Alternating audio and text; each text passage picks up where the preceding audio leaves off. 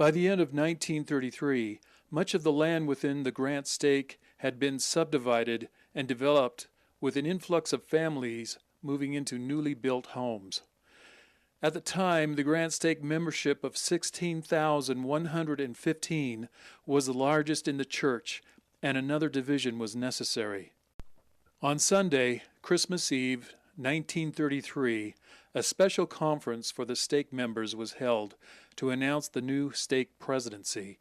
Charles W. Fagg became the second president of the Grant Stake. The division left the stake with 6,629 members. Charles W. Fagg was a native son of the Grant Stake, born and raised within its boundaries. I know that he worked at a Skag store not very far from here on Holland Drive and 33rd. And I think he was a butcher, if I'm remembering correctly. Very kind man, very kind man. Very jovial. He's quite jovial, as I recall. He was a bishop for about 10 years, and then they called him to be the stake president in 1934, which he served until 1945. The stake at that time was very, very large. He had a very gregarious personality. He emulated a Brigham Young type personality. When he came in the door, everybody got out of his way. He liked to talk, but he loved to preach the gospel. And anybody that came near him, he would preach the gospel. He was great at getting men who had gotten into situations out of them. He tells the story. A fellow called him on the phone and said, "I have a terrible toothache." He said, "My wife has no sympathy for me, and I need you to help me." And Grandpa said, "I know just what to do." And so he called his friend, the dentist that was in Salt Lake, and said, "I have this man, and he's in terrible pain." And he said, "Bring him right down." So Grandpa took him down, and the man extracted his tooth, and he came back, and he was an active member of the church, by the way. And he came back and he said, "Thank you for helping me. My wife had no sympathy for me, and you took care of me, and I'm so thrilled." And guess what? He was active after that. Isn't that amazing? It is a real pleasure to be here upon this occasion. In September 1935, the speaker system in the stake tabernacle was completely overhauled and brought up to date. In May 1940, the church authorities called upon KSL for technical assistance in the field of acoustics. It was soon discovered that the amplification alone in many cases was not sufficient to clear up the poor hearing condition. And I don't think they were using it at that time. Maybe it was too old and they had been condemned or something. And our stake had a scout contest down in the basement. Scouts from all the wards in the stake were there, and the part that I remember was making fires by flint and steel and by fire by friction, you know, using a bow and a spindle. How we were not very well prepared in making it with a flint and steel, but we had been practicing to make it with a fire by friction. And it seemed like the other troops could all make it by the fire by friction. They had their fires going, and we were just sitting there waiting.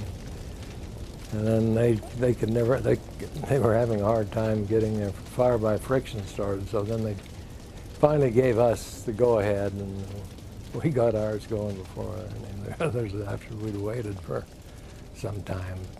It was kind of bare. There was nothing, seemed to be nothing there, as I remember. Just there were some pillars holding it up. And it was a large room, but we were there in the basement of the Grant Stake Tabernacle. The large dome in the Grant Stake Tabernacle created so much reverberation that the chapel was almost useless. It was used by the Grant Stake until 1941, when it became the South Salt Lake Tabernacle. It was demolished in 1956. In 1936, there came a directive to President Fagg from the church headquarters to organize stake missions. In a 1939 stake conference, Elder John A. Widzow reported that the Grant stake was leading the church in missionary work. Do you remember Brother and Sister DeYoung? Sister DeYoung was not active to begin with. She stayed home and her husband went out and did all this and that and the other. Well, anyway, they were the most wonderful people you can imagine. But she wouldn't go to church. She was just not a churchy person. And I went visiting to her. And I talked with her, and she came to church. And after that, she never missed church. And I don't know whether she knows this or not, but anyway, I'll always remember that I was one of the first persons that helped her cross the bar to get into another life. And we all, I think, have a knowledge of something that we have personally done to help someone to just do something that they wanted to do and just didn't know how to start. When I actually started back to church was in May of '88. And I had been inactive for almost 20 years. So I went to a spring social that was held on Lake Circle. And my neighbor next door had asked me to go, and I said, I can't go to a party when I don't go to church. She said, but that's what they're for, to help you to feel comfortable. And I said, well, let me think about it. So a couple of days later, I told Sister Sears, I guess I'll go, even though I feel funny not being active and still going to parties. So some of the people I knew, even though I'd been in the ward a long time, and some I didn't, but everybody welcomed me, and we're glad I was back, and so I never quit going to church then. Well, she asked me to go to church. I didn't go that Sunday, but I went the following Sunday. And I have to give her credit for getting me back to church, but it was good because everybody talked to me and welcomed me back, asking me different questions. And Wes Wanacott,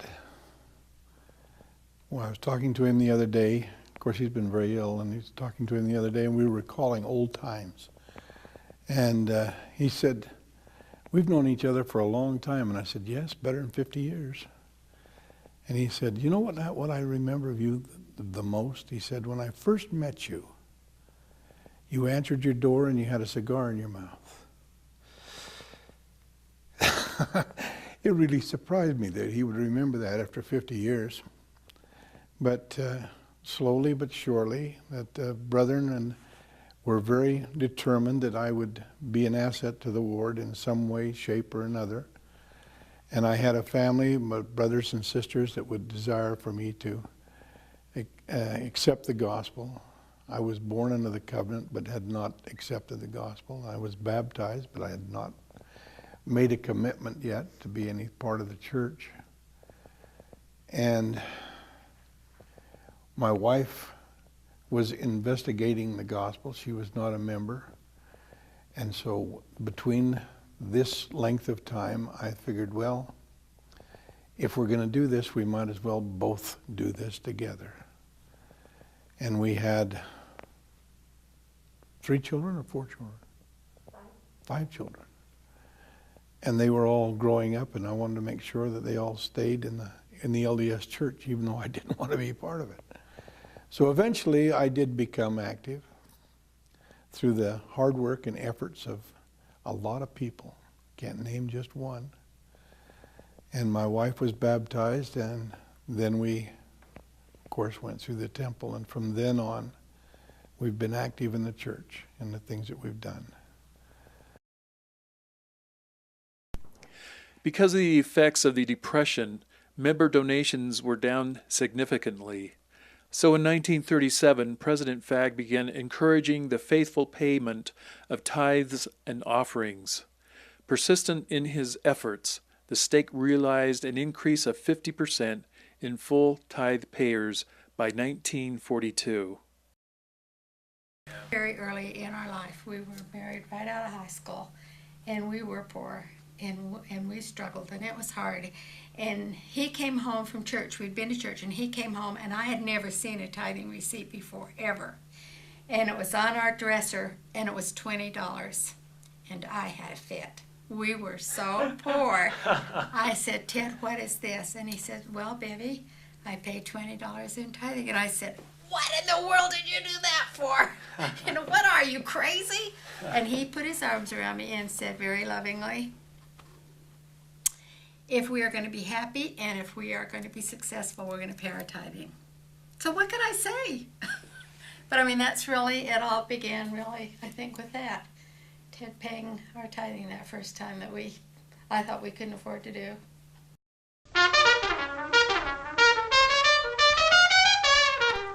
On February 11th, 1939, the annual Valentine's Ball was held for the Grant Stake, hosted by the Stake Gleaner Girls.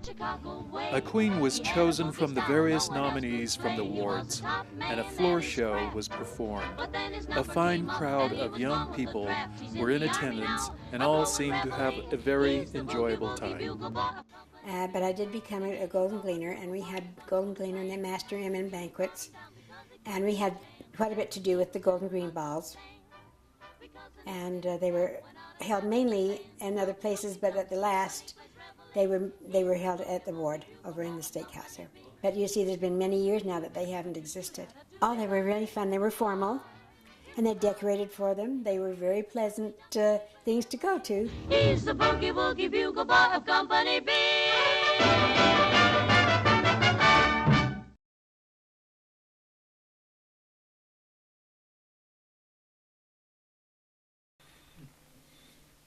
Then when I got back from the war, I spent 3.5 years in the Army, and I came back from the war. I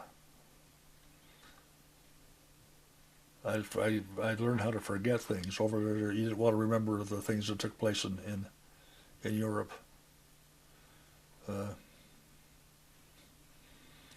So I had some interesting experiences over there too. We went to Normandy on the 23rd of June. We landed, and it was 17 days after D-Day. Then I went up into Belgium, and I was in the Battle of the Bulge.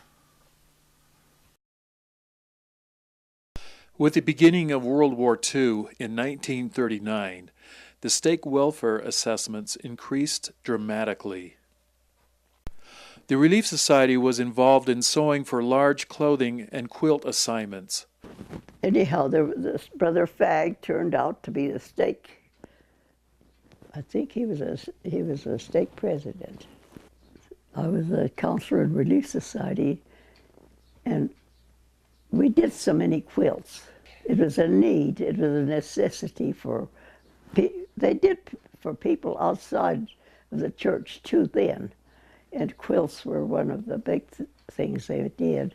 And I remember so well, we had one sister here who had come over with the pioneers. She was a black sister. She came over with the pioneers, and she wouldn't sit with the rest of the sisters, or in other words, there was enough enmity between the two races that in those days that was a big thing. You just don't cooperate with the black people. But nowadays, we are encouraging it.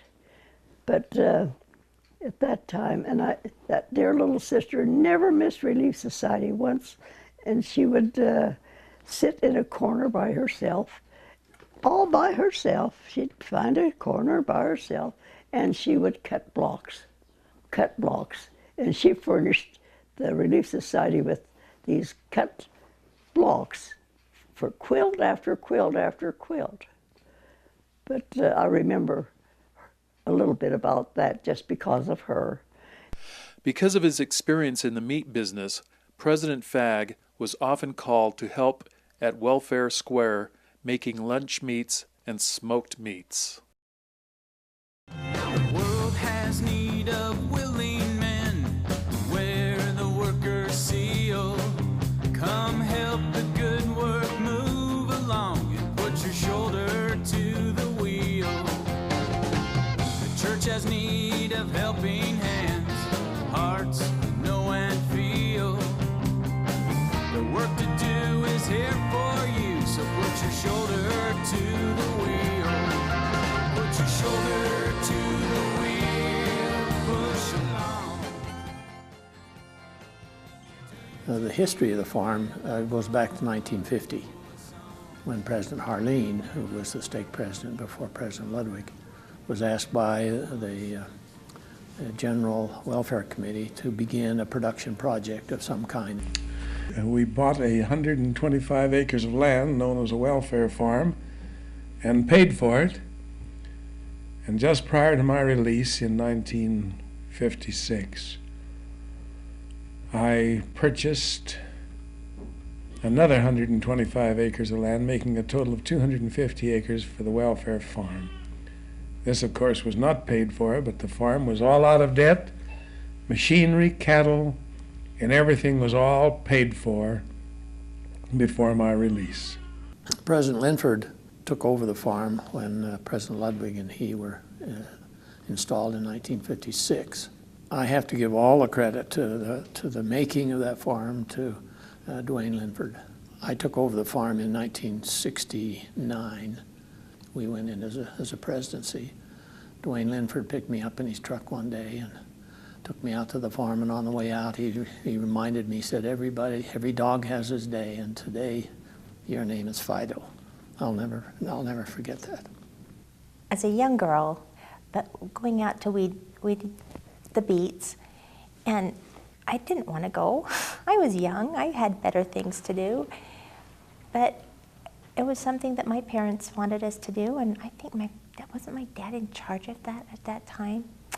So we went, and I just got out there and did the weeding, and it was hot, and I probably took out more beets than weeds, but I did as I was asked. And my dad made it a good time, and I was the only one out there that was that young, so it made me feel good that I was able to help out with the service to others doing that. We had a stake welfare farm that was planted in sugar beets that needed to be thinned and weeded regularly. I remember Jack going out there several times on his crutches to do his share. Sometimes the ground was so muddy that the crutches sunk deep into the soil and someone would have to pull him out. Assignments working at the stake farm in the summertime of thinning beets, hauling hay, unloading peas, and other assignments, along with the additional assignments of home teaching, etc. Seemed like a lot of work, but on the other hand, it was a great blessing. It was during this period of time of rubbing shoulders with the men that we worked with on these various projects that we really got to know each other. I was serving on the High Council, and one of my assignments was a stake farm. And we went out to the stake farm, and they says, Brother Wanacott, you're in charge of the sugar beets. And there was rows and rows and rows of sugar beets, which I had to divide them up into the 9 wards. And each ward had a certain section they had to do. And it was my responsibility to see that the weeds were pulled and the sugar beets were thinned. And as I'd go up and down the rolls, Some wards would do a great job, and other wards, terrible jobs. And so I had to go back to these wards and tell them they've got to get back out there and do their sugar beets again. They didn't do a very good job. And that time, the steak farm was out on 114th South and Pole Line Road, and it was quite a ways out there. And that year, our harvest was one of the best harvests we've ever had on sugar beets. But that, in some ways, I think the farm was good for us city boys to do that. And yet, I can't honestly say I wish we had it back. One of the sad times in my life, but many of the folks in the stake were happy. The General Welfare Committee came to us in 1984 and decided that city stakes shouldn't have a rural production project, so they took it away and turned it over to South Jordan West Stake, who ran it for about another 18, 20 years or so. All houses and a little bit of commercial out there now. Work and watch, fight and pray with all your might and zeal. Push every worthy work along. Put your shoulder to the wheel. Put your shoulder to the wheel. Push along.